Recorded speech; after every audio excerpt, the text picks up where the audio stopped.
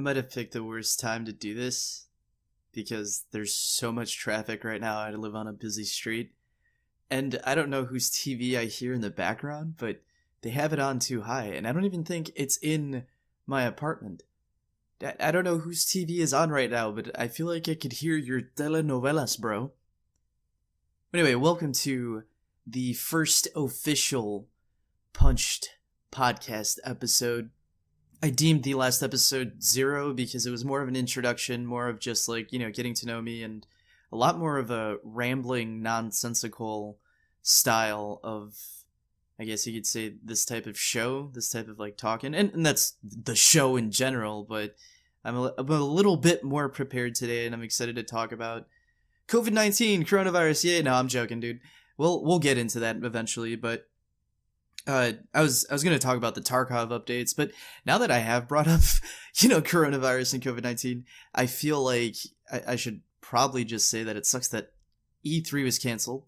That was actually super suckish, and I was excited to see all of the stuff that's normally announced, as was everybody else, but from an unreliable source, as are all of my sources, because it's just what I see on Twitter, Facebook, and YouTube, but from an unreliable source, apparently that open world Harry Potter game was supposed to be announced, and I thought, that sounds pretty cool, man.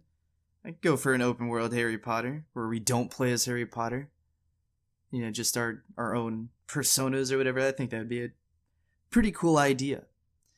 Now, I don't think that we won't get the news or the updates. I don't feel like we won't have announcements this year.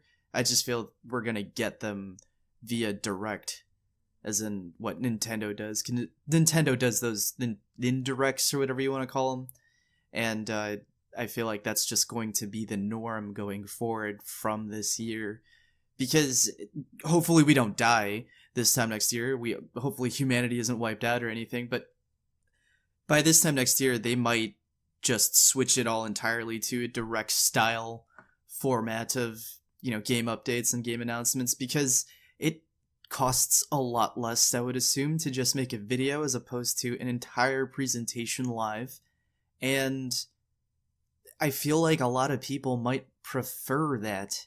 Now, they could probably all bundle it up as like one show, like, yo, this is E3 direct, and everybody does their thing within there, submits their videos or whatever, like the big publishers and whatnot.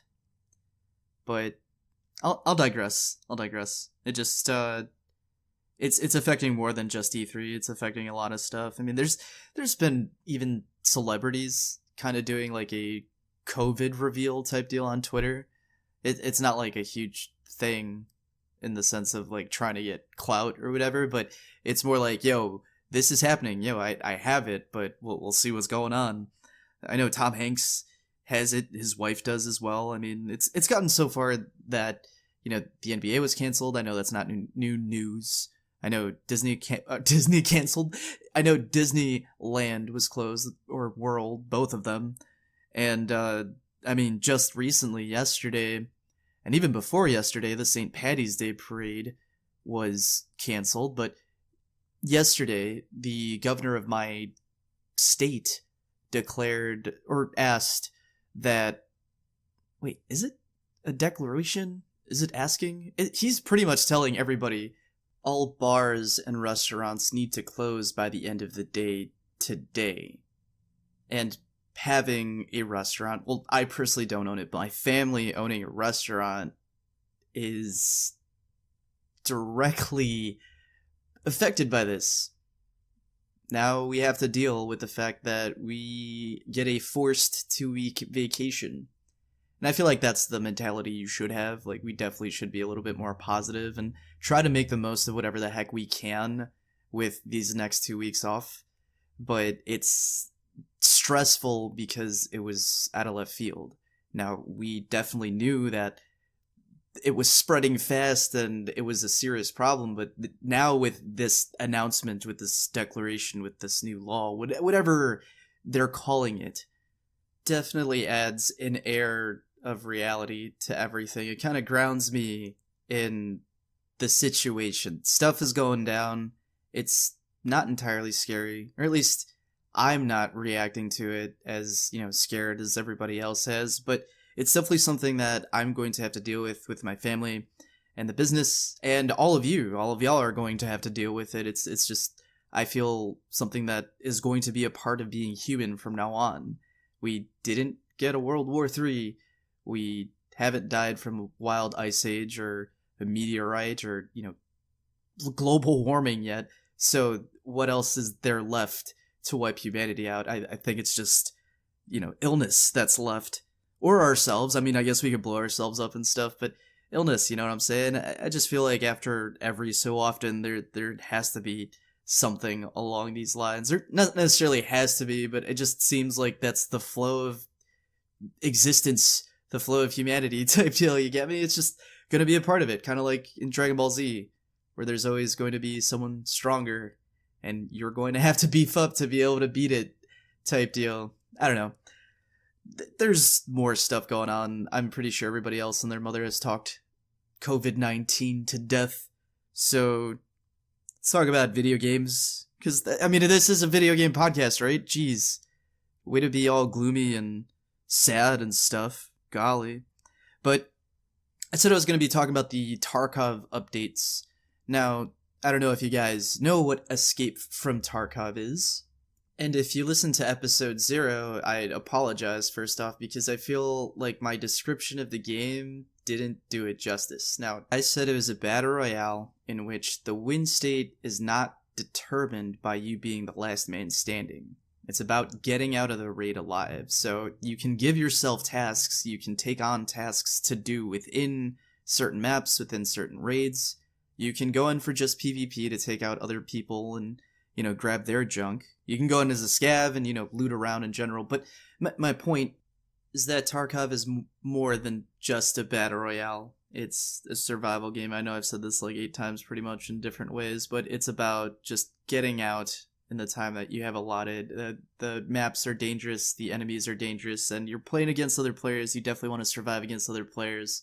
They are also dangerous, but yeah, I felt like I did a disservice by just calling it a battle royale in which whatever. But there's updates on one of the newest maps, or I guess the newest map. They're all new maps to me, so I just say that in reference to anybody who's been playing Tarkov for years, but they messed with a map that has this huge mall inside of it called Interchange. And there's like outside parts to it, but the main bulk of it takes place in this mall that has all these like cool loot spots, and it's been occupied by military, so there are like little bunkers or whatever, or makeshift bunkers, I guess you could say. And Killa lives there. I don't know who Killa is. I don't know the story behind the scavs. I don't know the story about or behind Tarkov in general. But there's bosses in the game. There's scav bosses in the game. So on Interchange, sometimes Killa pops out, but he has nothing to do with the update. Well, kind of. Because the loot spawns that they added to the map, the loot stashes, the areas that you can now access, are all to do with him, I think, because they're his stashes. They're the scav boss's stashes for Interchange. Now, the way you get into them is by purchasing ridiculously expensive keys. So the in-game currency is called rubles, and it's like 8 million rubles for like every key card / key or whatever it is in order to do some of these steps. But that shouldn't put off new players at all, because I think that's more for the higher end players. Now, Interchange is a high traffic map. You'll get a mix of the new peeps that are coming on with the added attention from Tarkov currently. And there's the people who've been playing for years, who have crazy loot, have crazy amounts of money, know how to play the game, just got everything on lockdown. And everybody was going for the same stuff. Everybody had the same loot paths. So it was getting pretty unbalanced, I feel like. Maybe it was harder for newer players to get out with anything at all. So adding this new area for higher tiered players, adding these crazy processes in order for you to get, whatever it is pretty fun, I think. It adds a little bit of depth to the game, and I'm excited to see how everybody fights for them, and I'm excited to see if any of the newer players, I know I'm a new player, I'm talking like I've been playing for years, but any of the like brand new peeps will try to get any of that stuff done, which is highly unlikely because they switch the access to the market, which is the easiest way to make money early game. And they switch that access from like level 5 to like level 10 or 15. And I think that puts a more focus on the quests and getting them done, because it's easy to just not do any of that and sell everything on the market and gain experience that way, or money that way rather. But I don't know, I forget what I was saying here. Going back to the interchange updates, or the updates in general rather, there's a different like stamina method now. So there's like 2 different bars of stamina, your arm and leg stamina. Before they used to be combined, and after, running however long, man, how do I even explain this? Part of the game is stamina management. So let's say you run for however long, you run out of gas, and you try to aim down the sights. You wouldn't be able to do that, because aiming down the sights as well as running both take up a certain amount of stamina. And you also need a certain amount of stamina to start running, to be able to run it out, if that makes sense. Separating both of them means that after running and getting tired, you still have the chance to be able to like aim down the sights and like, fight pretty much. But I think that kind of messes with what the game was before, because like I said, part of the game is stamina management. So you would never, or at least an experienced player, a player knows that what they're doing, will never run out all the way, and they'll always give themselves a little bit to be able to engage in combat.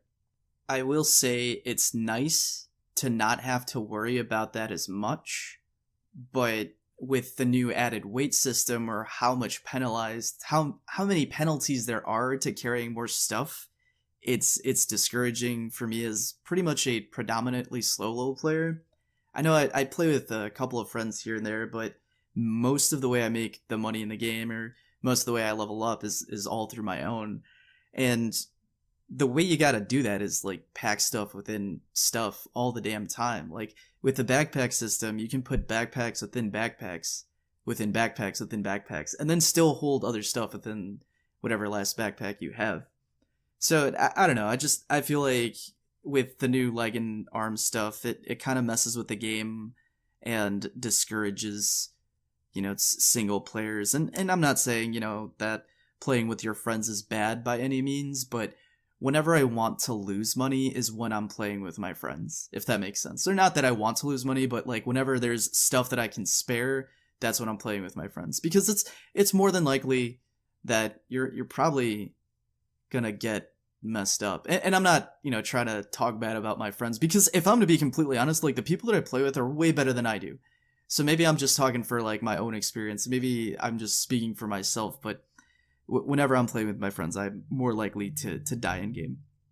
Other than that, I haven't really been playing much. There hasn't been too many updates. I know that the Resident Evil 3 demo is now going to be coming out the same day as Doom Eternal and Animal Crossing New Horizons, so that'll be fun. That's going to be a jam-packed day. I know I said in episode 0 that I would be playing both Animal Crossing and Doom Eternal, but I don't know if I'm going to be doing that anymore, since the closing of the place that I work at, I'm probably going to have to pinch pennies a little bit harder for the next couple of weeks, but it shouldn't be too bad. I'll eventually be able to play the games and stuff, but we'll see. I'm still not entirely decided. Other news in the video game world, I don't think there's much going on. I mean, everything's pretty much a retread of what's going to come out. There's a little bit more talk about Final Fantasy VII Remake, the Resident Evil 3 Remake. Everybody's super geared up for Animal Crossing and Doom Eternal, so yeah, nothing really out there. I mean, I know PlayStation? Okay, so PlayStation is trying to acquire, what was it, Silent Hills, Metal Gear Solid, and Castlevania? I think it's Castlevania. But they're all Konami properties. Dang, dude, those used to be synonymous back in the day. Damn, dude, I'm talking like I'm old. I'm talking like I know about all this crap. Well, anyway, those three are Konami properties, and PlayStation is trying to buy them up, so they could be PlayStation exclusives. And I think that's super dope because Konami hasn't done anything with any of the IPs that they have had for the last however many years. I know that they're focusing more on mobile gaming, and it shows because I don't see anything with Konami's name anymore. But if that were to go to PlayStation, that would be a lot of fun because, well, then we'd get, more good stuff. And I can almost guarantee you that Kojima would come back to work on Metal Gear or Silent Hills or whatever it is. But that's pretty exciting. I would love for that to happen. I would love for PlayStation to acquire those IPs. I think it was a pretty slow news week since all of the COVID scare, you get me? There's not much going on, and we're in this weird part of the year where we're just kind of waiting for new games to come out, and I don't know, that's just kind of how it goes sometimes. You're caught waiting, and the hype behind releases is pretty fun. So we're moving on to like probably the back half of the podcast now. So I'm just gonna be talking about stuff I've been watching, like the Westworld season 3 opener. Yesterday was incredible. Maybe not in the way that the other 2 season openers have been. Maybe not in the style as the past 2 seasons. So it's jarring. It got a little bit of getting used to. But after I watched it twice, I'm not gonna lie to you. After watching it twice, I am pretty on board with where they're going with this show. Now, they definitely opened up at the end of the last season and kind of gave you a glimpse of the scope of the show, so that was pretty damn exciting. Like, I loved the Man in Black and just his whole arc, his whole look, the revelation at the end of season 2. I'm trying to be as vague as possible for people who haven't seen it, but there will be spoilers for the next couple of minutes for episode 1 of season 3. Well, anyway, they give you like Aaron Paul right off the bat. That was super fun. I like his backstory. I like that they're going for like tough guy, old school, kind of like a veteran getting over, PTSD type deal. Like we've seen it before, but in this context, in the world of Westworld, seeing the little nuances that they give him, like instead of doing petty crimes the way petty crime is normally done. However that may be, there's like an app for it. I thought that was pretty funny. It took me a little bit to get used to, like I said, but after kind of allowing myself to get the joke and just accept that the whole Western theme is eventually gonna come back, or at least that's what I'm hoping. That's what I'm telling myself. Enjoying the bits of technology that we've been given in the show so far was awesome. I like the creativeness and how grounded it kind of can be. I mean, there's a lot of sci-fi elements to it. I mean, it is a sci-fi show. A little bit can be out there, almost fantastical, but there are little things in it, like the motorcycle that Dolores uses. That was pretty dope.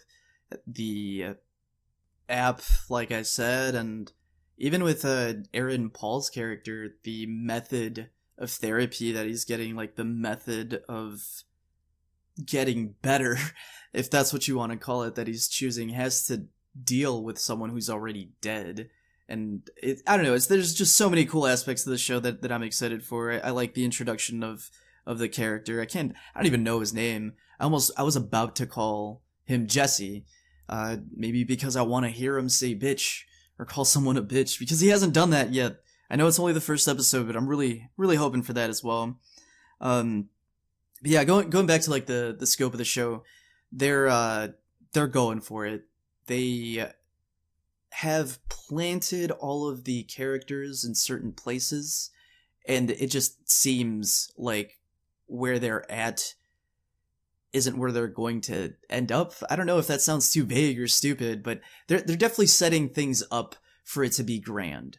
They're definitely setting things up for it to be like a humanity scale battle type deal, like war between machines and humans. And I'm not necessarily saying that might happen, but Bernard, that guy is definitely fighting on behalf of humans, of humanity, of allowing people to survive. I I like that they set up the possibility of the humans being in their own simulation. Maybe there's some dude who got high and like had one of those random monologues or whatever you want to, just like a random rant on how like, yo, we're in a simulation, like we don't even know what's going on any more than the robots do at the Westworld park, and just saying all this stuff. But the way it was edited, the way that whole episode went down, and the way they introduced Aaron Paul's character, there were just a lot of, I guess, minutia to it all. So you can see that everybody's in their own cycles. Like everybody has their own set paths that androids, have in Westworld, and they paralleled that a lot throughout the episode, and even on Twitter. There have been like side-by-side comparisons between the opener of this episode and the introduction of Dolores in the very first episode. I feel like I can talk about Westworld for forever, so I'm just gonna say Bernard being where he's at and wanting to go back to the park, maybe being at the park surrounded by Nazis, and then seeing Dolores do as much as she's done and have like even the amount of control that she does in the outside world is it's so fun. She's like a crazy ass android spy that's just hacking everything and doing whatever the heck she wants within whatever's bound to her, I guess. It's boundless, I should say. But I'll digress on Westworld because I've seen other crap, so I know I'm not the only one that puts stuff on in the background as they do other junk. So, people like to do music or YouTube videos or podcasts, cough, cough. I like to put movies on in the background sometimes if I don't find like a good podcast. So like anything that's classic, anything that I've already seen, so that I'm not really paying attention and it's more like white noise in the background. There's 2 movies that I watched last week. One was Space Jam. Haven't seen it in over 10 years, and I don't want to clown on Space Jam too much. I don't want to like talk too bad. I don't want to talk too bad about a beloved classic, but that movie is not good. Now, don't get me wrong. I loved it. I enjoyed every second of it. It's a wonderful experience. It's wild. It's wacky. It's loony, just like the Looney Tunes in it, obviously. But Michael Jordan's acting is awful, and he's never looking even remotely in the direction of the camera. I understand that you're not supposed to look directly in the camera, but you're kind of like, it's kind of like when you're acting on stage, you kind of have to face the audience a little bit type deal. Every time they show his face in the movies, he's looking down. He's genuinely looking down, and maybe they didn't give him enough direction. And I get that these Looney Tunes are flippin' tiny, but just not being able to see Michael Jordan's eyes kind of freaked me out. The other movie that I watched this week was John Wick 3 for the second time, and that movie, let me tell you, is genuinely a non-stop action ride, and it has some of the best action choreography I've ever seen. Holy crap, I'm getting like so worked up just thinking about it. I mean, who thinks to film a scene where a guy's going down, a street New York, a super packed street New York, riding a horse, being chased by dudes on motorcycles. It's so wild. You need to get over a lot. So first off, you definitely need to be in it. You definitely need to be in the John Wick world and understand that there's gonna be people on every flippin' corner that know who this man is, even though it's a super secret society of assassins.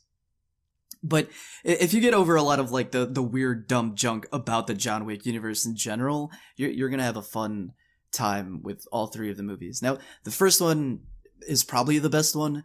The second one's okay, and then this third one is like right under the first one. I liked it a lot. I thought it was just jam-packed with a lot of like, oh my god moments. Like, I genuinely went out loud saying, oh my god, like several times. I was trying to play Tarkov, actually, and I put John Wick on in the background because, HBO and junk. And it kept catching my eye so much so that I had to turn off Tarkov. I was like, all right, this movie's too colorful. This movie's too kinetic. There's so much movement going on that I can't not look at it. And even though Keanu Reeves is the main character, he's obviously the reason you watch the movies because he's a badass and all this other stuff. But my favorite part of the whole movie was, what's her face? Damn, how did I forget her name? Halle Berry. Halle Berry's character is such a badass. Like, she is just like no BS whatsoever. And the two dogs that they have with her, like, those dogs, first off, good boys for being that well trained. And second off, thank you for not putting those dogs in danger, because they look like they were having a lot of fun. I'm not gonna lie to you. Maybe I don't know what those dogs were thinking, because I'm not, psycho mantis or whatever. But my point is that those dogs look like they were having a lot of fun. Those dogs were shredding dudes up like it's nothing. And yeah, I don't know, who doesn't like a good dog movie? That's literally the whole point of John Wick, is revenge for the dog and the memory of his wife. Alright, we're definitely winding down on the last couple minutes here. I just wanted to talk a little bit about the UFC fights that I watched this last weekend. As you can tell, my week has not been all that eventful. It's literally just been watching and gaming. Well, anyway, it's actually funny because I was talking to somebody about ESPN Plus. That's how I watched these fights. But I was telling somebody that it's not even worth it, because you never get to see anything or do whatever, and you pretty much just save yourself a Google search. And I didn't like the ESPN Plus app until last Saturday, because, well, I got to watch a UFC event for free. And even though it wasn't entirely exciting, you didn't get the crowd either, by the way. I mean, COVID is that serious that the whole world is on fire, right? Not on fire, but they're on edge right now. There was an empty arena for the UFC bouts that happened this last weekend, and that, I thought, it was wild to see, just like a sea of darkness for an octagon. I've never been inside an arena, mind you, so I wouldn't know what it looks like filled either, but just judging off the television, I mean, like, when there's people there's definitely another vibe. The first fight, I don't remember who the dudes were, but they didn't even do all that well. There's this one guy who was genuinely scared of his opponent, and he was just running away from him the whole time. It was annoying as hell, because, like, the one dude tried to engage him however many times, and the other guy just kept running because he didn't want to get hit in the face. But I'll digress, because there's only two fights that I genuinely want to talk about, and the first one is Johnny Walker versus this guy named Nikita Krylov. Johnny Walker's kind of not necessarily been making a name for himself, but he was on a win streak, and I don't think he's been defeated until, like, this last weekend. This guy's huge. He's very explosive and does, like, weird stuff all the damn time. He's not your typical orthodox fighter, and because he's so damn big and moves, as fast as he does, it's dangerous, especially for a sport like the UFC. It's something to come up against. But this guy, Nikita Krylov, he has however many wins, like 20, 26 or 25 plus wins, and only however many losses. And each one of his wins came at a finish. So that's something to write home about, at least I think so. So this fight went the distance between both of them. And this guy, Nikita Krylov, came through with a game plan, and he's essentially trying to slow down this explosive-ass fighter and just try to wear him out so that he can get, his strikes in. Because if they had just stood up the whole damn time, if they had just, had a fighting match, like a boxing match or a striking match, I guess is what I'm trying to say, there's no way that this Krylov guy wouldn't have been knocked out, because the times that this guy, Johnny Walker, did catch Krylov, bud, that he got rocked. His head was bobbing for sure. Like, you could definitely tell that hurt him, and that's why he was doing his best to, get him to the ground and roll him out, tire him out, get his own stuff in. But yeah, that was a satisfying fight, to say the very least, because you got to see a cool up and coming, striker against a kind of seasoned dude who knows what he's doing, and it gives you, just the straight up business when it comes to, like, having a game plan and using your strengths, as opposed to just going in wildly and hoping that you'll beat your opponent. Which leads me to the second fight.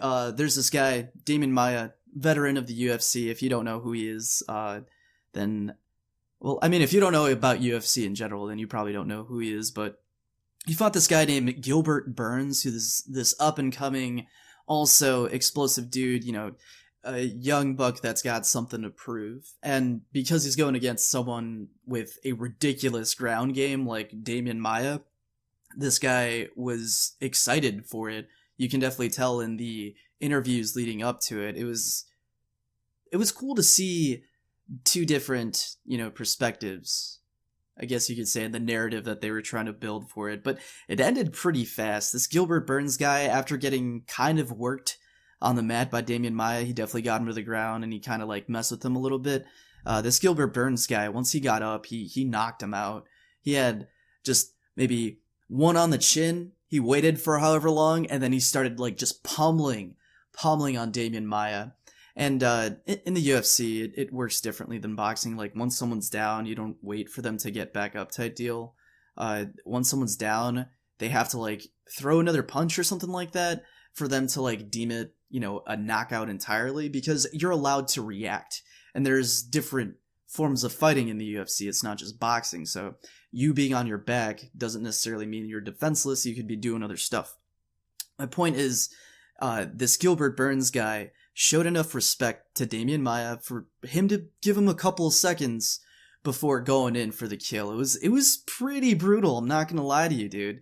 Nothing like the Weili Zhang and Joanna Jędrzejczyk fight, but he pummeled him at the end there, and it was almost disheartening to see a veteran like Damian Maya get his face beaten that way. But it didn't go on for too long.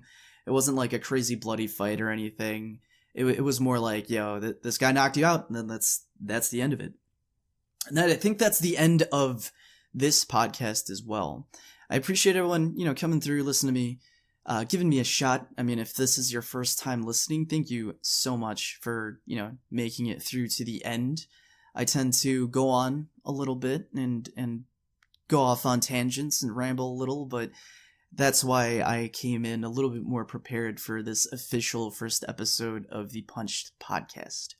So you can find me over on Twitter at Punch Podcast, or you could follow me on my main channel, which is the Twitch channel over at Pika_Punch. But just the fact that you guys came through and listened was more than enough. So I'll see you guys in the next one.